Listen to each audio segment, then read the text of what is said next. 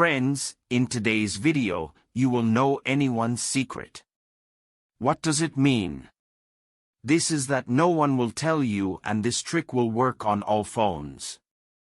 So now suppose if you want to see someone's activity, what they search, what they do, all that activity you can find in Google. Go to Google. After going to Google app, here I will get this account where you have to click on this icon. And here you will get Manage Google Account, and here you find Search History. Here you have to click, you will go direct.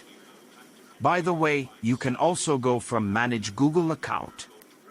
Today, looking here, it is 4:40 p.m., but if we go here, what I searched for 1 hour ago, or yesterday, what I saw, what I did, and what time I went to this website, all these details are exposed. Then what I did in that year, all this information I will see here. As a result, all information is completely exposed, therefore, do not misuse this data in the wrong way. In this way, you can know anyone's secret. There is also an option to delete. If you want, you can also delete yours. Well, I hope this small information will give you work at some point in life. Like if you would like to know someone's data for some good work, then you can use it.